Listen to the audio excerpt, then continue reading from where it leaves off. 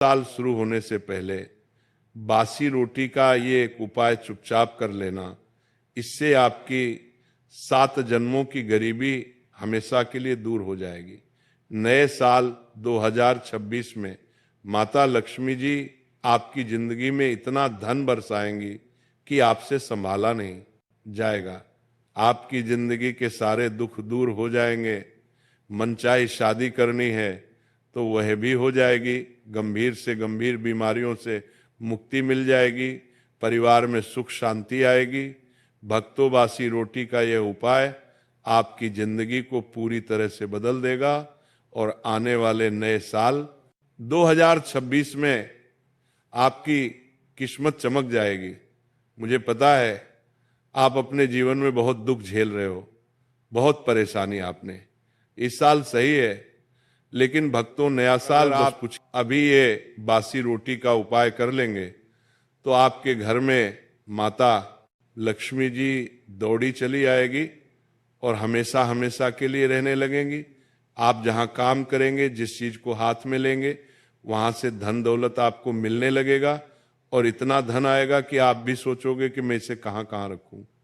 भक्तों, आज मैं आपसे कोई साधारण बात नहीं कह रहा हूं। आज जो शब्द मेरे मुख से निकलने वाले हैं वे केवल आवाज नहीं है, वे अनुभव हैं। वे शास्त्रों की गहराइयों से निकली हुई चेतावनियां हैं।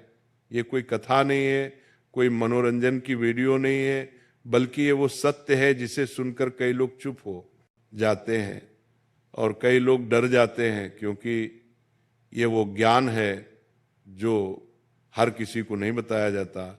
हर कान इसके योग्य नहीं होता। शास्त्रों में ये सब लिखा हुआ है, संतों ने इसे जिया है, लेकिन इसे उन्हीं तक सीमित रखा गया जो इसे संभाल सके।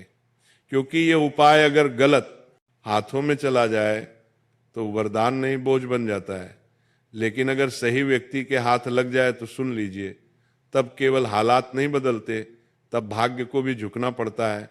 नया साल आने वाला है और बहुत लोग सोचते हैं कि नया साल मतलब नई तारीख, नया कैलेंडर, नया मोबाइल वॉलपेपर और कुछ नए संकल्प।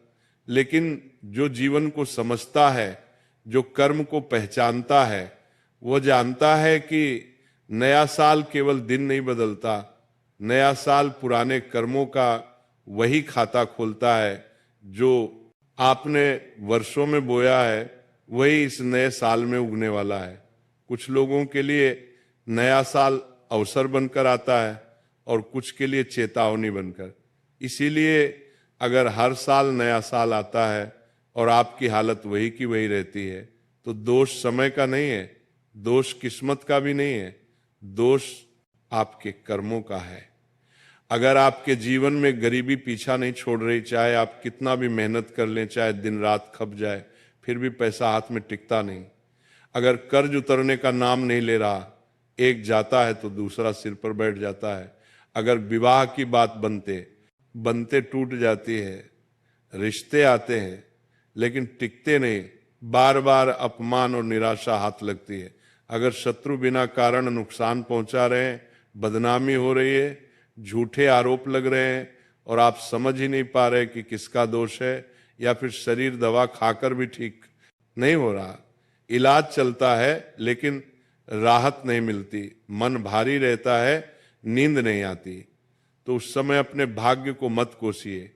उस समय समझ लीजिए कि दोष भाग्य का नहीं है, दोष आपके कर्मों का है। और कर्म सुधारने का सबसे सरल मार्ग कोई कठिन तपस्या नहीं है, कोई महंगा यज्ञ नहीं है, कोई दिखावटी पूजा नहीं है। कर्म सुधारने का सबसे पहला और सबसे मूल रास्ता है अन्न का सम्मान। शास्त्र कहते हैं कि जिस व्यक्ति ने अन्न को समझ लिया उसने जीवन को समझ लिया, और जिसने अन्न का अपमान किया उसने अनजाने में अपने भाग्य का अपमान कर दिया। बासी रोटी शब्द को सुनते ही बहुत लोगों के मन में घृणा आती है। लोग इसे तुच्छ समझते हैं, बेकार समझते हैं, फेंक देने योग्य समझते हैं। लेकिन ध्यान से सुनिएगा, बासी रोटी तुच्छ नहीं है, बासी रोटी तपस्या है। ये अन्न की परीक्षा है, ताजा भोजन तो हर कोई सम्मान कर लेता है, लेकिन बासी अन्न का सम्मान वही करता है जिसके भीतर संस्कार जीवित होते हैं। शास्त्रों में साफ लिखा है कि जिस घर में बासी अन्न का अपमान होता है उस घर में लक्ष्मी प्रवेश तो कर सकती है, लेकिन टिकती नहीं। वह आती है, देखती है और चुपचाप लौट जाती है। और इसके उलट जिस घर में बासी अन्न का सदुपयोग होता है, जहां रोटी को केवल पेट भरने की चीज नहीं बल्कि ईश्वर का प्रसाद माना जाता है, वहां दरिद्रता डर कर भागती है, वहां गरीबी टिक नहीं पाती, वहां कर्ज जड़ नहीं पकड़ पाता, वहां दुर्भाग्य ठहर नहीं पाता, क्योंकि अन्न के साथ जुड़ी हुई ऊर्जा सीधी कर्म फल दाता तक जाती है। लेकिन ध्यान रखिए, ये कोई हल्का उपाय नहीं है, ये कोई खेल नहीं है, इसलिए इसे करने से पहले कुछ कठोर नियम है जिन्हें तोड़ दिया तो उपाय निष्फल ही नहीं होगा, उल्टा प्रभाव भी दिखा सकता है। पहला नियम, यह उपाय गुप्त रहेगा। जिस दिन आपने किसी को बता दिया उसी दिन इसका प्रभाव टूटने लगता है। दूसरा, इसे हंसी मजाक में नहीं करेंगे क्योंकि कर्म मजाक नहीं समझता। तीसरा, मोबाइल हाथ में लेकर वीडियो देखते हुए बातें करते हुए ये उपाय नहीं होगा। चौथा, इसे करते समय मन में जरा सा भी संशय आया कि पता नहीं होगा या नहीं तो उसी क्षण उपाय की शक्ति समाप्त हो जाती है। और पांचवा नियम, ये उपाय वही करें जो सच में परेशान है, दिखावे के लिए नहीं। याद रखिए भाइयों और बहनों, ईश्वर शब्द नहीं देखता, भावना देखता है। कर्म दिखावा नहीं समझता, नियत समझता है। और अन्न कभी झूठ स्वीकार नहीं करता। भाइयों और बहनों, अब मैं जिस विषय पर बोलने जा रहा हूं वो केवल धन का नहीं है, ये केवल उधार का नहीं है, ये उस पीड़ा का विषय है जिसे वही समझ सकता है जिसने कर्ज का बोझ अपने सीने पर रखा हो। कर्ज केवल जेब को खाली नहीं करता, कर्ज इंसान की आत्मा को भी तोड़ देता है। कर्ज वाला आदमी दिन में हंसता है लेकिन रात को जागता है, उसके घर में सब कुछ होता है फिर भी शांति नहीं होती। और सबसे बड़ी पीड़ा ये होती है कि वह चाहे कितना भी मेहनत कर ले, पैसा आता है और फिसल जाता है। जैसे हाथ में रेत शास्त्र कहते हैं, कर्ज केवल आर्थिक समस्या नहीं है, यह पूर्व जन्मों के कर्मों का बंधन होता है। इसीलिए कई बार ऐसा होता है कि आदमी ईमानदार होता है, मेहनती होता है, फिर भी कर्ज उतरता नहीं, क्योंकि वहां हिसाब इस जन्म का नहीं चल रहा होता, वहां पुराने कर्म अपना हिस्सा मांग रहे होते हैं। और जब तक कर्म से कर्म नहीं काटा जाता तब तक पैसा काटने से कुछ नहीं होता। अब ध्यान से सुनिए, कर्ज से मुक्ति का यह उपाय कोई जादू नहीं है, यह कर्म का संतुलन है। इसमें न तंत्र है, न दिखावा है, न ऊंची आवाज में मंत्र है। यह उपाय चुप्पी से किया जाता है क्योंकि कर्ज की जड़ भी चुपचाप ही घर में बैठी होती है। यह उपाय शनिवार की सुबह किया जाता है। शनिवार कर्म फलदाता का दिन, उसी दिन जब इंसान अपने कर्म को स्वीकार करता है तभी शनि कृपा करते हैं। सुबह सूरज निकलने से पहले उठना है, उस समय वातावरण शुद्ध होता है और मन अब भी संसार के बोध से भरा नहीं होता। अब एक बासी रोटी लीजिए, ध्यान रखिए वही रोटी जो रात की बची हुई हो, वही रोटी जिसमें आपके घर की ऊर्जा बसी हो, बाजार की रोटी नहीं, होटल की रोटी नहीं, अपने घर की। अब उस बासी रोटी पर काले तिल रखिए। काले तिल कोई सामान्य दाना नहीं है, शास्त्रों में काले तिल को कर्ज का भक्षक कहा गया है। काले तिल कर्मों का भार अपने ऊपर ले लेते हैं, इसलिए हर पितृकर्म, हर शनि दोष, हर कर्ज मुक्ति में काले तिल का प्रयोग होता है। ये केवल प्रतीक नहीं है, ये ऊर्जा का माध्यम है। अब उस रोटी को लेकर घर से बाहर जाइए, किसी को बताए बिना रास्ते में किसी से बात नहीं करनी है, मोबाइल हाथ में नहीं होना चाहिए, मन शांत रखें सीधे। पीपल के पेड़ के पास जाइए। पीपल वो वृक्ष है जहां पृथ्वी की नकारात्मक ऊर्जा खींचकर चली जाती है। पीपल के नीचे बैठा हुआ कर्म कभी खाली नहीं जाता। पीपल के नीचे उस बासी रोटी को रख दीजिए और अब ध्यान से सुनिए। बोलना बहुत कम है, ऊंची आवाज में कुछ नहीं कहना, केवल मन ही मन या बहुत धीमे स्वर में इतना कहना है हे कर्म फलदाता, मैंने जाने या अनजाने जो भी कर्म किए उनके कारण जो बंधन मुझ पर चढ़ा है उसे अब काट दीजिए। मैं कर्ज नहीं कर्तव्य निभाना चाहता हूँ, बस इसके बाद वहां खड़े नहीं रहना है, पीछे मुड़कर नहीं देखना है। ये पीछे ना देखना बहुत बड़ा संकेत है। इसका अर्थ है जो चला गया उसे वापस मत बुलाओ। जैसे ही आप पीछे देखते हैं आप फिर उसी समस्या से जुड़ जाते हैं। आप समझिए इसका फल इस उपाय के बाद चमत्कार ये नहीं होगा कि अगले दिन लॉटरी लग जाएगी। नहीं, शास्त्र ऐसा झूठ नहीं सिखाते। चमत्कार ये होगा कि रास्ते खुलने लगेंगे, कहीं से पैसा आने का मार्ग बनेगा, कोई रुका हुआ भुगतान वापस आएगा, कोई ऐसा व्यक्ति मदद करेगा जिसकी आपने कल्पना नहीं की होगी। कई बार उधार देने वाला स्वयं शांत हो जाता है। कई बार कर्ज चुकाने की व्यवस्था अपने आप बनने लगती है। और सबसे बड़ा चमत्कार ये होता है कि अब पैसा टिकने लगता है, आय और व्यय के बीच संतुलन आने लगता है, मन का बोझ हल्का होने लगता है।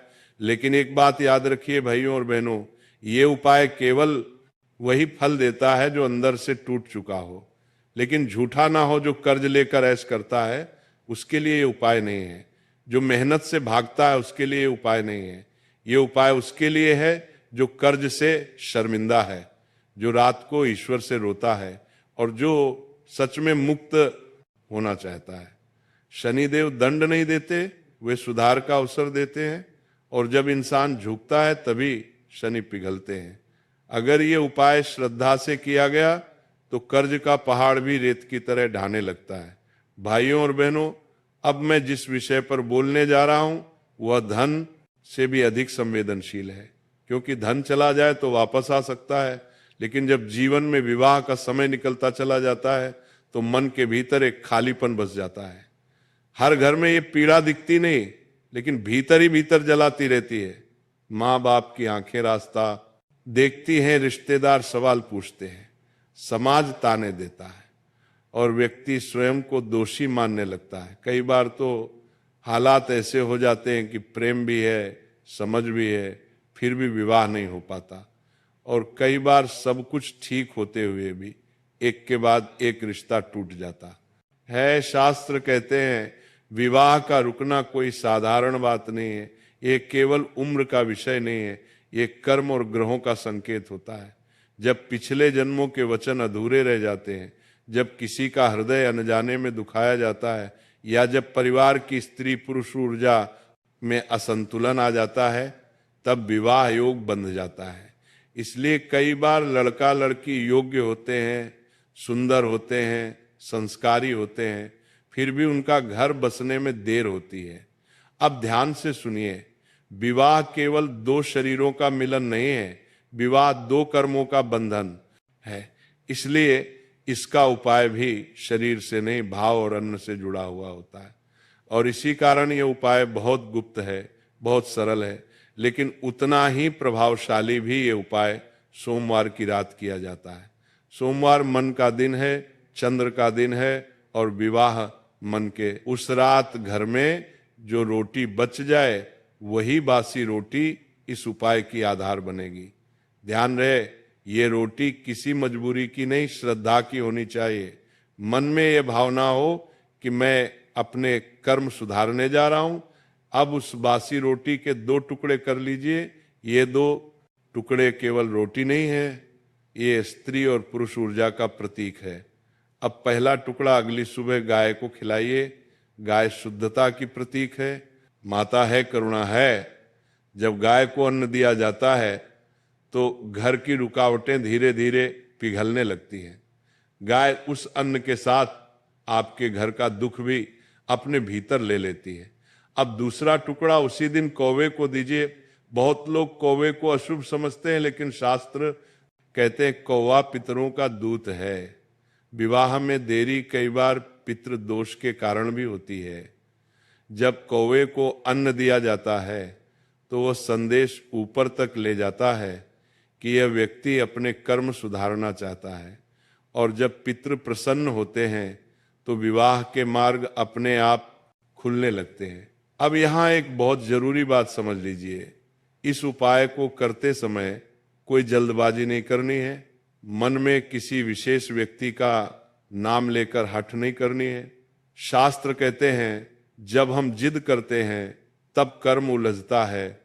केवल इतना भाव रखें कि हे ईश्वर, जो मेरे लिए उचित हो वही शीघ्र मेरे जीवन में आए। इस उपाय के बाद जो परिवर्तन आते हैं वे धीरे आते हैं लेकिन स्थायी होते हैं।